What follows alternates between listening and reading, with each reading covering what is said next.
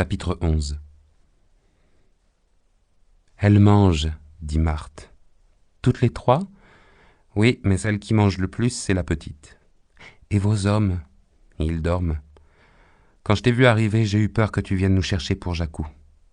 Il dort, dit Joséphine. Honoré dort, le temps est lourd.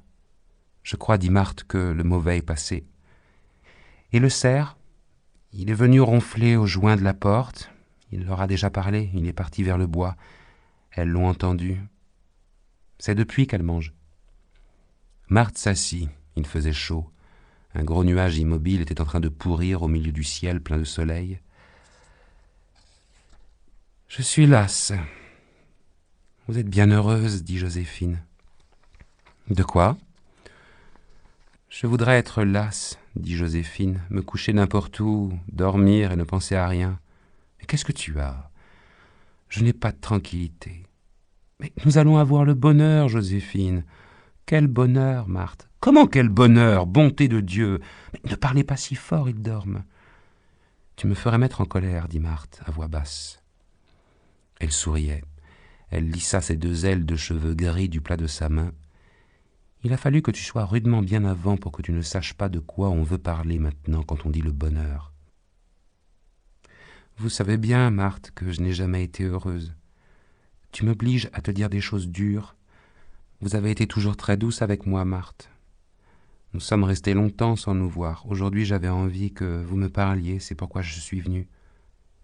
J'ai été inquiète de toi, ma petite Joséphine, je dois te le dire. Tu te souviens du jour où nous nous sommes rencontrés à la foire de Rome ? Il y a 10 ans, je me souviens. C'est pourquoi je suis venue aujourd'hui. J'ai été inquiète tout le temps depuis, sauf quand j'ai vu que tu te mariais. Et puis, tu as eu des enfants, et puis tu es devenue paisible. Qu'est-ce que vous en savez ? Oh, ça se voyait. Alors c'est que rien ne se voit et que tout trompe. Marthe resta un moment sans rien dire. Elle se caressait doucement les mains. « J'ai eu des moments de plaisir, dit Joséphine. Sûrement, comme tout le monde. Alors il ne faut pas se plaindre. Je me plains de l'inquiétude. Guéris-toi. Guérissez-vous de votre sang, vous qui êtes si forte pour conseiller. Vous n'êtes jamais inquiète, vous ? Marthe caressa ses mains. Si, toujours j'étais inquiète. Si vous ne l'êtes plus, dites-moi comment vous avez fait, je n'aurais pas perdu le voyage. Je le suis toujours, dit Marthe. Elle joua à regarder ses mains. Les deux femmes parlaient à voix basse et lentement, elles étaient dans la cuisine de la Jourdain, la grande porte ouverte sur l'après-midi. Tout fait envie, dit Joséphine. Tu veux parler, dit Marthe, de cette inquiétude de toujours vouloir ? On n'a rien, dit Joséphine. On l'a, puis ça passe. Reste le goût, le regret. Ça nous brûle de plus en plus fort, je ne discute pas contre toi, Joséphine, je dis la même chose que toi. Le temps s'en va, le moment s'en va, tout s'en va. J'ai 32 ans, j'en ai presque le double. Dans 10 ans, tout sera fini. J'en ai presque le double, et pour dire que tout est fini, ce n'est pas vrai. Qu'est-ce qui reste ?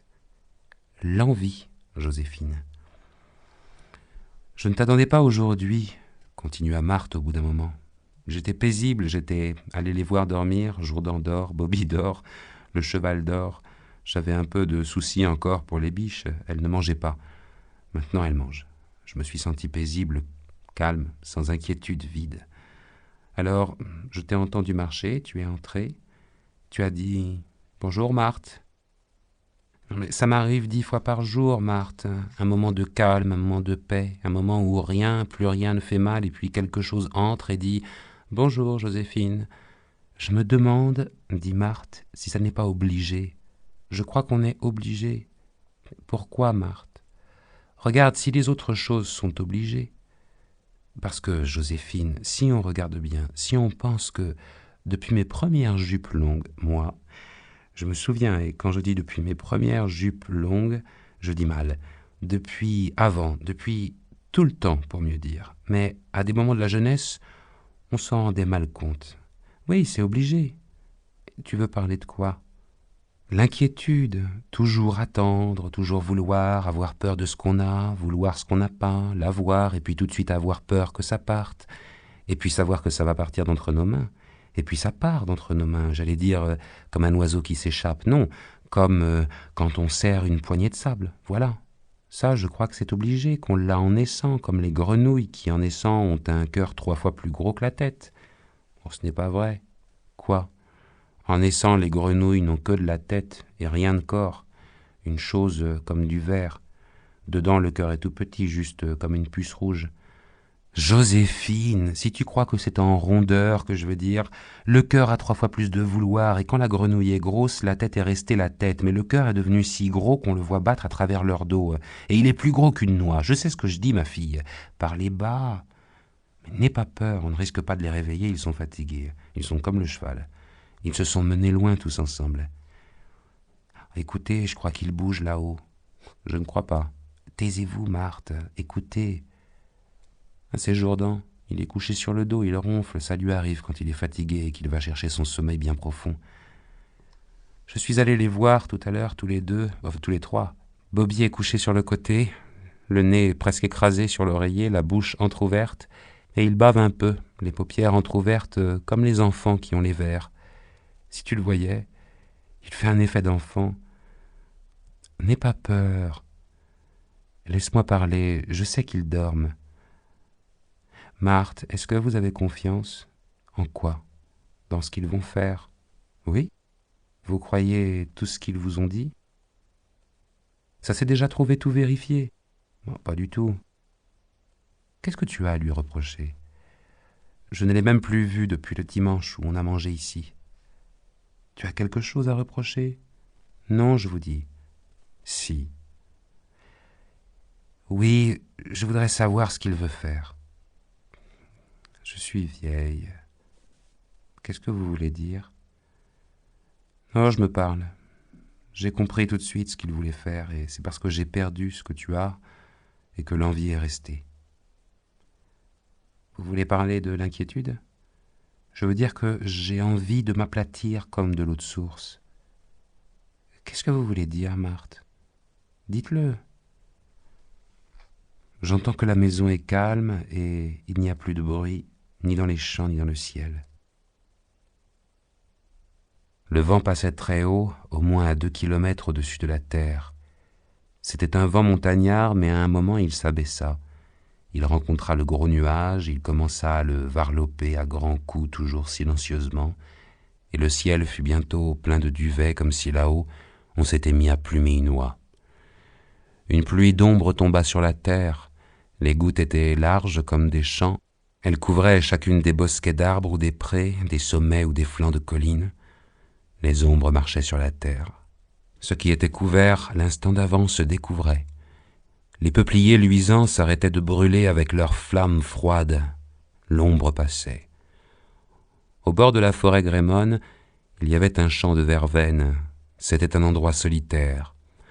De là on voyait l'étang, les martins pêcheurs faisaient le voyage d'un coup d'aile.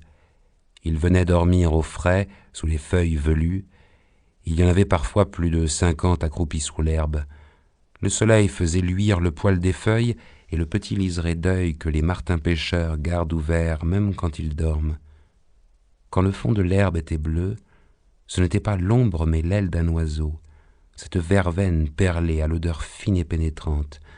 Le martin pêcheur sent le poisson, surtout sur le petit bourrelet jaune à la charnière du bec et tout le long des 4 longues plumes rouges qui charpentent ses ailes, car c'est avec ces plumes dures qu'il frappe les poissons sous les nageoires de devant pour leur faire éclater la vessie d'air. Le cerf rencontra des buis qui étaient restés roux. Il essaya d'en manger. Les petites feuilles dures se collaient au palais, mais il mâchonna un morceau de branche de buis. C'était une vieille plante qui n'avait plus que la sève d'automne, une grande amertume. Le cerf secoua la tête. C'était pour chasser des images qui étaient entrées dans sa tête, en même temps que l'odeur amère du vieux buis. Il avait vu les hautes assises des montagnes à l'endroit où les pâturages montants s'arrêtent brusquement dans le ciel. Il piétina la touffe de buis. Il entendit venir un vent d'oiseaux, puis plus rien. Dans l'écurie de la Jourdane, la petite biche avait mangé du foin. C'était une odeur prisonnière et ça donnait de la tristesse. Les 2 autres biches avaient été attrapées après la pâture du soir, et maintenant elles ruminaient des goûts de forêt, des odeurs, du nance.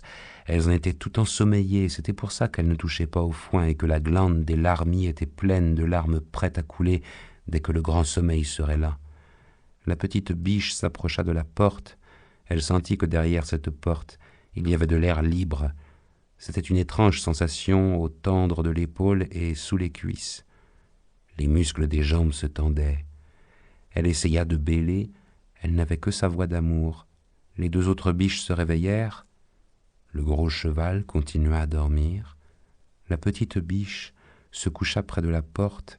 Elle écarta ses jambes de derrière. Elle se lécha longuement l'entrecuisse. Elle léchait son odeur de femelle en amour. C'était meilleur que le foin, meilleur que l'herbe du nance. C'était salé comme une pierre, chaud comme une pierre qui est restée au soleil. Elle ferma les yeux. Elle sentait ses larmiers qui se gonflaient et devenaient lourds de chaque côté de sa tête. Alors, elle écarta largement ses cuisses. Elle coucha son ventre sur le seuil froid.